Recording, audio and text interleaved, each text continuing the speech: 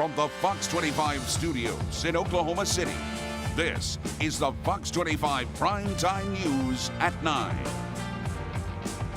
Controversy brewing tonight after President Trump makes offensive comments about poverty-stricken countries in a meeting today. And dozens of homeless people right now after a huge apartment fire in the metro. But first, let's take you live to Norman. Yeah, that's where we're learning what police experienced the moments officers responded to an active shooter at a Norman business. This is a live look at Berge Wind Power, where things are quiet right now. Police say William Adams went into the business where his wife worked armed and wearing a gas mask. Tonight, he and the woman who jumped in to stop the shooter are still in the hospital. Norman police say this shooting started out as a domestic situation between Adams and his wife. Well, now we're hearing the 911 calls and seeing body cam video of the moments those officers arrived. Fox 25's Jordan Lucero is live now with all the details for us. Jordan. This business is quiet, it's calm, it's closed tonight, but after we have this audio and this video from police, now we can tell what a difference it was inside there yesterday and chaotic. Go around the corner, go. Yes, ma'am, I've got an active shooter, 2200 Industrial Boulevard. Shots fired in the active shooter, yes, ma'am, 2200 Industrial Boulevard. Norman police released 4 calls to 911 from Berge Wind Power. When was the last time you heard shots fired? He shot the operator. Within 2 minutes. Wait. Our guy has the gun now. Okay, someone has taken the shotgun from the shooter? Yes, and we've got a handgun we've taken away from him as well. He's on the ground. Descriptions of a tense scene on Wednesday around 2:30. Police rushed to the business as calls came in reporting a man in a gas mask with 2 guns had stormed the building. An older man, he's at least 55 years. The shooter, older man, I just got told his name is Bill. It's the husband of one of the women working in the office. The suspect has now been identified as William Adams. One of the 911 calls came from his wife. 22. I don't even remember the Berge Wind Power Industrial Boulevard. What's going on? My husband just came in and shot the office manager with a shotgun. He was trying to pull me out the door with him. And my employee pulled the gun away from him and shot him. The callers only have to wait a few minutes for officers to arrive. Officer here. There's 2 officers there with you? Yes. You can see what the officers saw from their point of view. Norman police released this body cam video. One on the ground. Gas mask. As some of the callers described, the man with the guns was already on the ground. A Berge worker, now identified as Colette Wind, had been shot in the arm. Another worker had taken the guns away from the man identified as Adams and shot Adams. Officers roll the man over. He's bloodied, and they take him into custody. Everybody just relax, okay? In the 911 tapes, the wife, she tells the operator that she left her husband a couple of weeks ago because he had some strange behavior. She even says she had to report it to police. Back to you. Jordan, thank you. Police say Adams was shot in the face and the neck. He is still in the hospital, but he's listed in good condition right now. Wind, the woman shot in the arm, is also still in the hospital. Police say that she is in fair condition.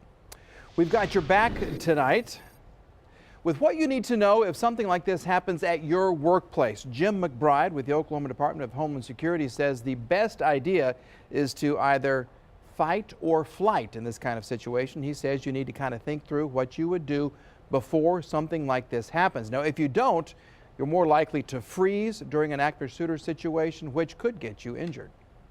Training means mentally getting ready in your head. Okay, here's what I'm going to do. I'm picturing it in my head. I'm going to go down this hall. I'm going to hit that door, and I'm going to exit out and go to the left. The Department of Homeland Security offers training presentations for businesses and other organizations. You can learn more about these by just going to our website at okcfox.com. Now, McBride says he's had more presentations at churches following that shooting at a church in Texas, and he expects more workplaces to ask for help after yesterday's shooting in Norman. Let's get to an update now on some breaking news. 24 people are without a home right now after a fire tore through an apartment building today in northwest Oklahoma City. This is a live look right now at the apartments near Northwest 122nd and Penn. Police opened the roads back in that area just in the last 2 hours. Firefighters were called to the Village Stratford complex around 4 o'clock. Heavy smoke and flames were coming from the attic area of the two-story building. That fire spread quickly, destroying 12 units. It took 22 rigs and nearly 60 firefighters about an hour and a half to get that fire under control. The fire department says no one was injured. We talked with one man who lost his home, but thankfully he says his dogs made it out alive. I was really worried that they weren't going to be okay, but about 10 minutes after freaking out when I was here, I found out the door was kicked down and the dogs were let out. So I had to chase one of them down, but both of them made it out. So. The cause of the fire is still under investigation. Right now, though, they don't believe it was suspicious. Good evening, everyone. That strong cold front came blowing through this morning. The Arctic Express came chugging through Oklahoma. This is from Yukon, and the skies went from clear to cloudy in a matter of minutes. You can see this front, you can feel it, you can hear it with those winds really cranking up. And we did get some precipitation today, about an inch or two of snow in far northwest Oklahoma. The rest of us a dusting, and some places got nothing at all, but a lot of thick cloud cover. Man, was it overcast, cloudy, and windy until this afternoon. We did get a lot of sunshine in west and central Oklahoma. It did not warm us up at all. This is from Okemah. Thank you, Jasmine Clayton. And out in eastern Oklahoma, there was a mix of clouds and sunshine this afternoon. Right now, skies are clear. It's cold. It's still windy. You can see the flags flapping around like crazy here at the Fox 25 studios. And we are heading down to 13 tonight in Oklahoma City. Nasty wind chills near zero. And the pets, please take care of your furry friends. No matter how much fur you have tonight and tomorrow morning, it will not keep you warm. And drip those faucets if you can. Winds going strong all night. Another front comes in tomorrow night, and that means it will be freezing for most of the weekend, if you can believe that. And cold blasts come in next week, too. Your Storm Watch 7-day in just a little bit. Jeff, thank you. We've got your back tonight. These temperatures Jeff has been talking about can certainly be hard on vehicles. This is a live look at downtown Oklahoma City tonight, where many of you may drive each and every day. Now, in extremely cold weather, batteries can fail, hoses can crack, and your antifreeze could leak out. It's a good idea to get small cracks in your windshield fixed as soon as possible as well. A tiny crack can turn into a big problem in the cold. Never pour hot water on an iced windshield. This could actually shatter it. Check your tires as well. They often lose pressure as the temperatures drop. Take care of your battery. Get it replaced if you've had it for 5 years. And keeping your gas tank full, certainly a good idea. Also, make sure that you have an emergency kit in your car that includes even more cold weather gear. If you have a malfunction while you're out traveling, whatever, having spare blankets or coats, heavy coats, hats, gloves, those kinds of things in your vehicle is an important thing, particularly if you happen to be in an area where your vehicle won't move and you're waiting on assistance to come and it may be a while. Another tip, make sure that your cell phone is fully charged when you go out, and it's also a good idea to let people know where you're going. So if you're not where you said you were going to be, they can check on you and see if you are okay. We're following several national stories here at the Live Desk. President Donald Trump is under fire tonight for comments he made about immigrants. This is a live look at the White House, where Trump met with lawmakers earlier today about an immigration deal. He reportedly asked, "Why are we having all these people from," an expletive we cannot say on air, "countries come here?" He also singled out people from Haiti, saying, "Take them out of an immigration deal." Now, lawmakers immediately sounded off on Twitter about this. Senator Kamala Harris wrote this: "Immigrants from countries across the globe, including and especially those from Haiti and all parts of Africa, have helped build this country. They should be welcomed and celebrated, not demeaned and insulted." Now, President Trump hasn't tweeted since these comments came to light. We will, of course, continue to monitor his Twitter feed and any other developments in this story from the Live Desk. Wendy? Caroline, thank you. We are learning new details about repairs being made to the First National Center after that building started crumbling in downtown Oklahoma City. 5 limestone panels detached from the 22nd floor Sunday night. Engineers say moisture built up behind the panels and the recent freeze caused them to crack and fall to the ground. 3 panels nearby are also affected and workers have secured them to the building. 10 extra panels have been added for safety. Now the developer is working with the city to get barricades removed on Robinson. New tonight, the State Department of Health is facing more criticism for the salary it's offering its interim director. The Oklahoman is reporting the department is offering Preston Dorflinger a $189,000 salary, about $16,000 more than he made at the Office of Management and Enterprise Services. State law requires the director have certain degrees or prior work experience in public health, which Dorflinger does not have. This all comes amid an investigation into the department for misspending $30 million and laying off 200 people. Right now, 500 Oklahoma kids have no way to get to school after a fire destroyed a fleet of buses in Wyandotte. The district is scrambling to find out which steps to take next as they work to replace 10 buses. The school has 4 buses left, but each destroyed bus is worth around $90,000. Superintendent Troy Gray says this is a huge blow to the school financially. This is something that can, in today's budget crunch and this and that, it can put you in really harm's way. The total cost is going to be about $1 million. Cause of the fire still under investigation, but officials say that it may be an electrical issue. The district is canceling class for the rest of the week, and they hope to open up on Tuesday. Right now, this is a live look at flyokc.com as flights come and go tonight. Last year, Will Rogers World Airport says they broke their all-time record for passengers going through the airport. A report released today says nearly 4 million people flew in and out of Oklahoma City in 2017. The previous record was in 2014 at just over 91,000 passengers. Airport officials say the addition of Frontier Airlines and new routes contributed to the success. They also say the local and national economy helped out. The good news is they say this trend is expected to continue this year. Blaine County may have 1 less gay family and 1 less black child in their county, but they're going to pay a steep price for it.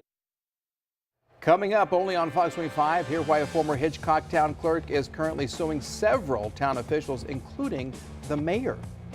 Plus, the historic measure our state attorney general is taking to fight the opioid epidemic.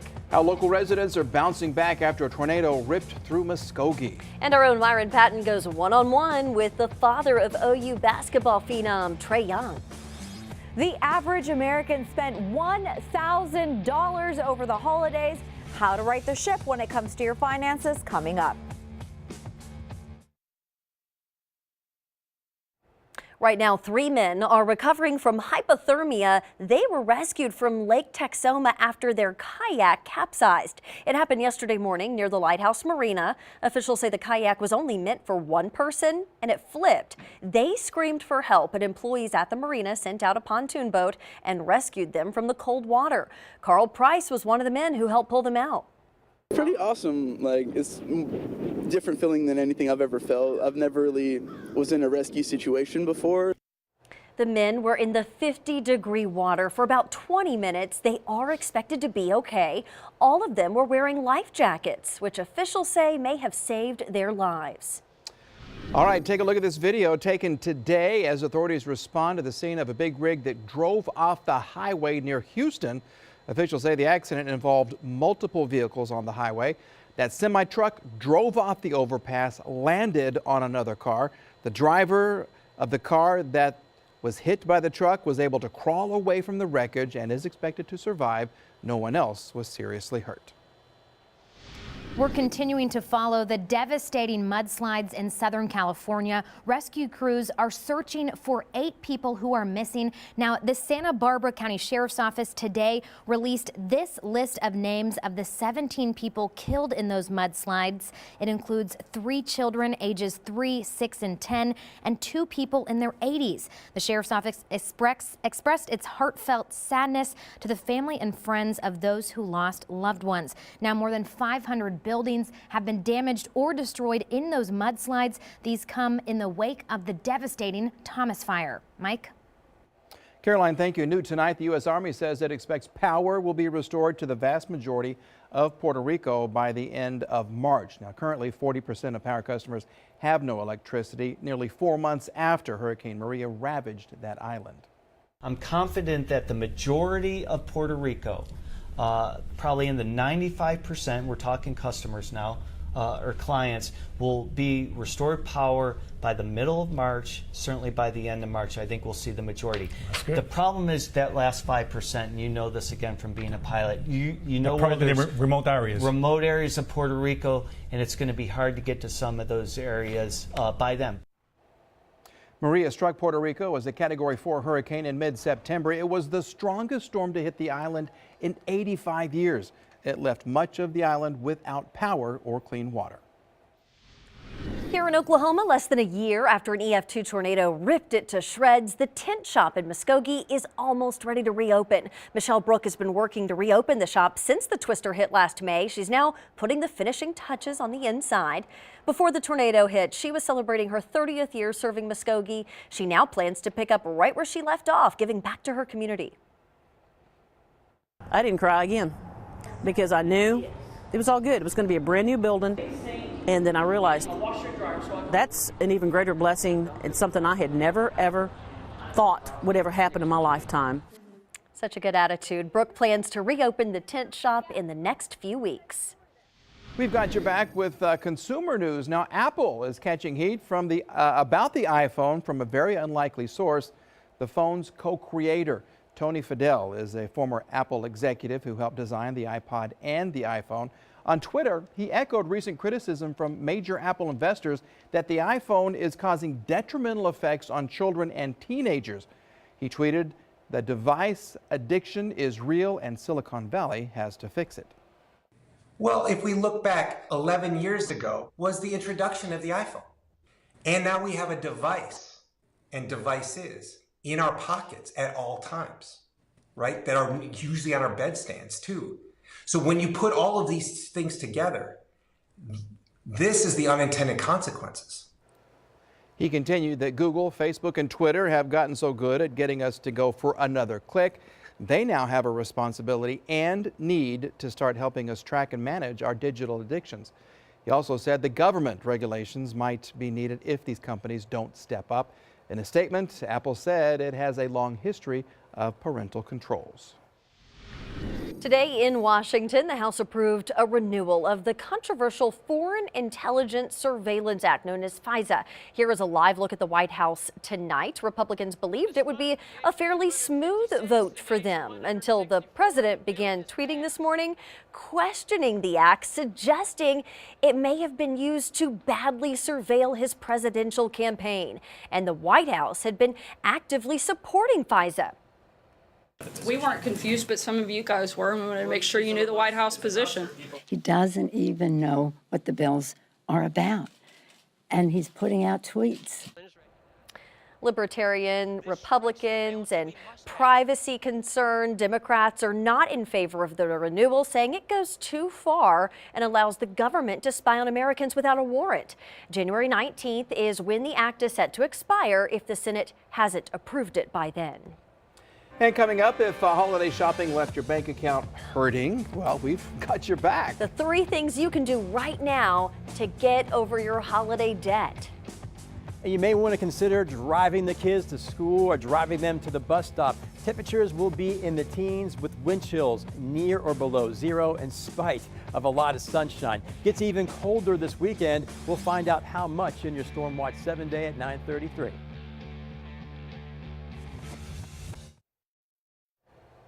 Hey, we're back with a live look at this Gallup poll graph showing consumers closed out the year with high economic confidence, even if Americans are feeling optimistic about where the economy is heading right now. Continuing to spend like many did during the holidays, it's going to land them in trouble. Fox 25's Marie Garcia's got your back with how to break the holiday overspending cycle and get out of the debt you built up. It is tonight's Consumer Watch. If you spent like the average American over the last couple of months, you were out nearly $1,000 to buy your loved ones presents. But now is the time to right the ship when it comes to finances.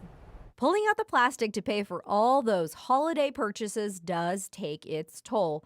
It's easy to get into the holiday spending spiral. But as those holiday bills start stacking up, it's time to get real about those finances. A big piece of advice that I have for people is to stop reaching for that credit card. It's so easy to just swipe it and accumulate a big statement bill at the end of the month.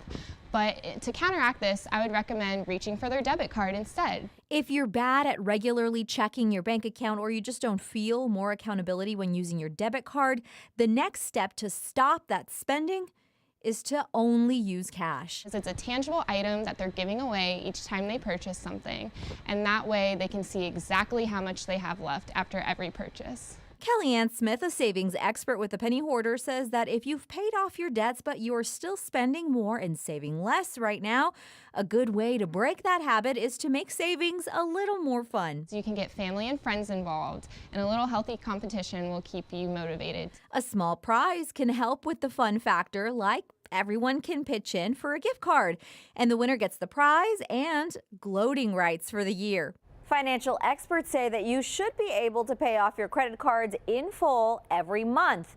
If that's not possible, look at your budget and figure out how you can quickly and realistically make that payoff.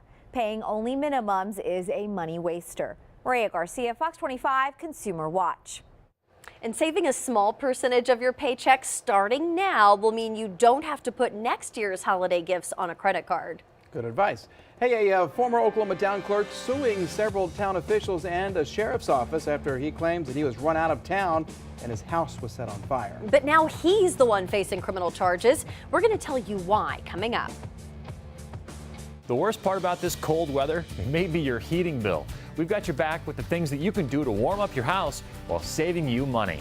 Tomorrow morning, 5 to 9.